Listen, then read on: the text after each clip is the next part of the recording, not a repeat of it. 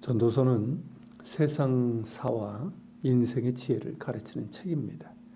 저자인 전도자는 인생의 지혜를 깨우친 사람이라 할 수 있습니다. 전도서에 소개된 전도자의 모습을 보면 그는 왕으로서 세상의 권력을 누려보았습니다.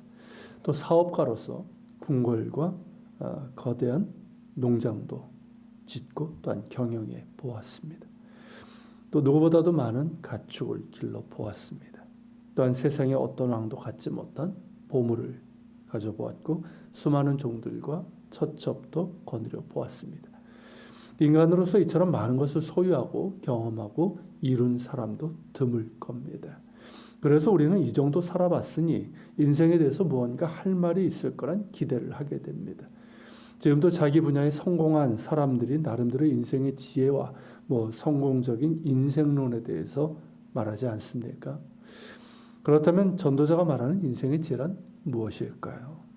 본문에서 이제 세 가지를 말하고 있는데 먼저 이제 12절입니다. 사람들이 사는 동안에 기뻐하며 선을 행하는 것보다 더 나은 것이 없는 줄을 내가 알았고. 여기서 선을 행하는 것은 전도서의 내용에 따르면 두 가지 뜻으로 볼 수 있습니다. 첫째는 인생의 여정 가운데 하나님께서 주신 삶을 즐기는 것을 뜻합니다. 두 번째는 하나님이 기뻐하시는 선을 행하며 사는 신앙적이고 의로운 삶을 뜻합니다. 인생은 하나님께서 주신 선물이고 축복입니다. 하나님은 우리가 행복해지는 것을 원하시고 삶을 즐기길 원하십니다. 그런데 정말 행복한 인생, 즐길 줄 아는 인생은 무엇일까요? 하나님 안에 거하는 것이고 하나님을 기뻐할 뿐만 아니라 하나님께서 기뻐하시는 선과 의를 행하며 사랑하며 섬기면서 살아가는 것입니다. 세상은 이기적인 차원에서 그리고 쾌락적인 차원에서 인생을 즐기는 것을 말하지만 그것은 삶을 즐기는 것이 아니라 망치는 것이고 낭비하는 것입니다.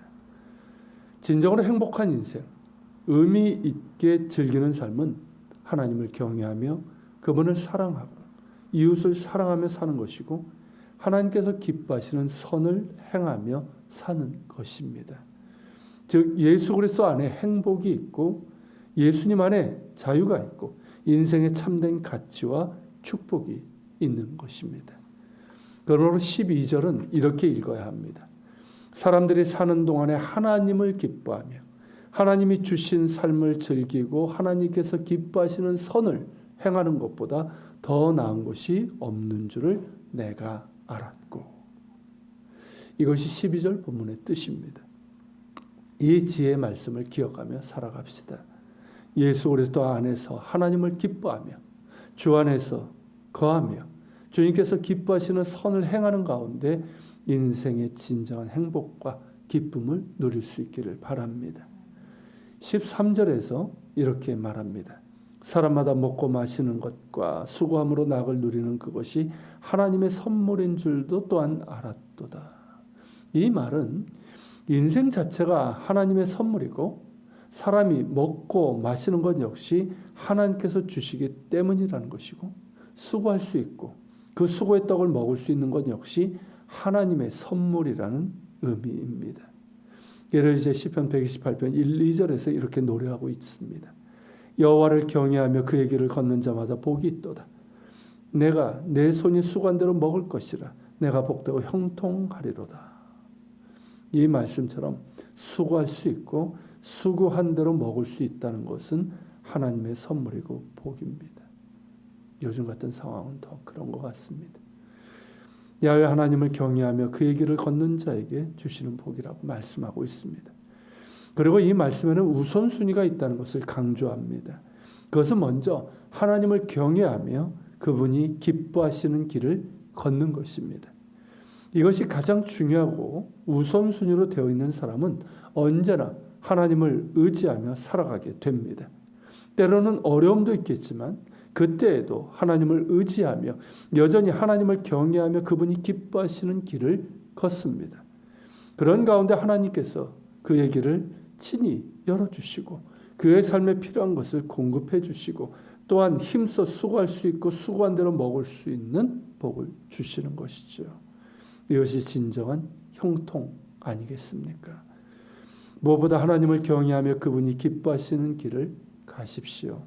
이것이 우리의 우선순위가 되기를 바랍니다. 이것이 인생의 지혜입니다.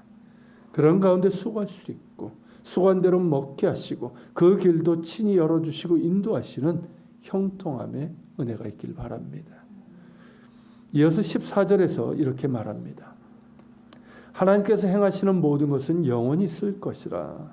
그 위에 더할 수도 없고 그것에서 덜할 수도 없나니 하나님이 이같이 행하심은 사람들이 그의 앞에서 경외하게 하려 하심인 줄을 내가 알았도다. 하나님께서 행하시는 모든 것은 영원히 있을 것이라. 이 말은 하나님의 영원성과 절대적인 주권을 말하는 것입니다. 하나님께서 영원하신 것처럼 그분께서 행하신 모든 것들은 영원할 것이며 그 누구도 그 무엇으로도 회방할 수 없습니다. 이처럼 하나님께서 행하신 것들을 행하신 일들을 깨닫는 자는 하나님을 경외하게 됩니다.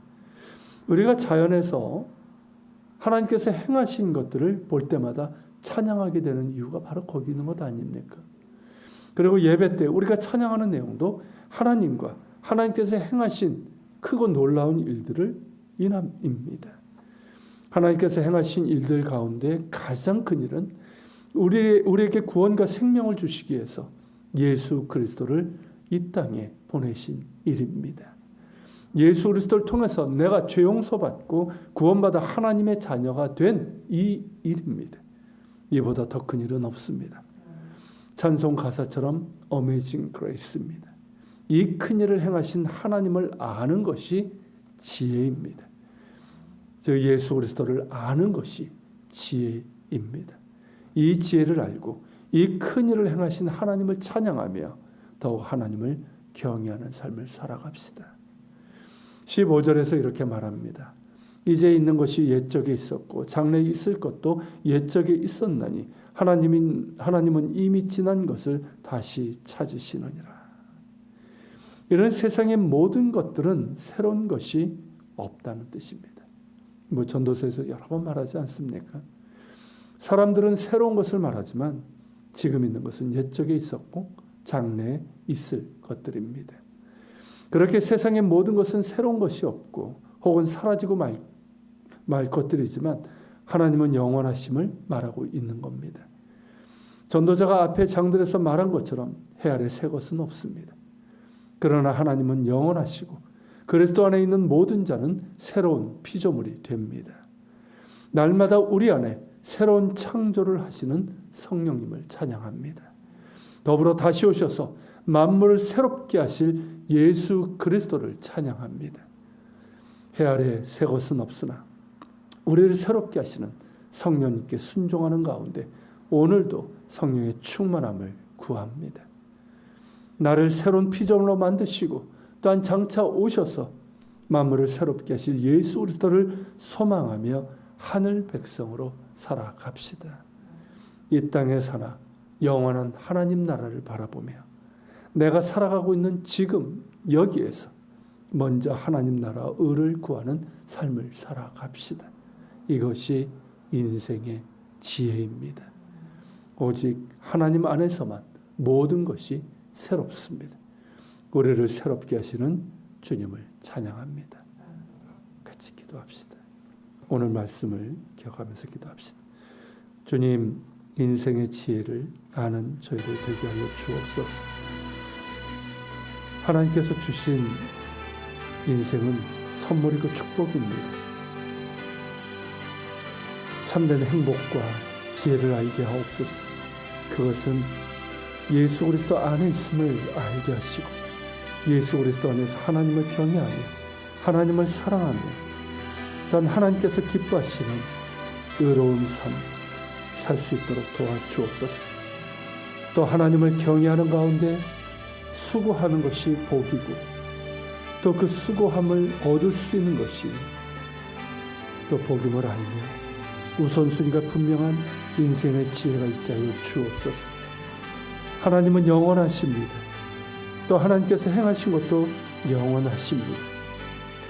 그 위대한 영원한 것 중에 하나가 우리에게 예수 그리스도를 주신 것임을 알며 예수님을 아는 참된 지혜가 우리에게 있게 하여 주시고, 해 안에 새 것이 없으나 우리를 새롭게 하시는 성령께 순종하며 우리를 날마다 새롭게 하시는 예수 그리스도를 바라보며 오늘도 하나님의 백성으로 살아가는 이 지혜를 허락하여 주시옵소서. 예수 그리스도 이름으로 기도합니다. 우리 계속해서 기도하겠습니다.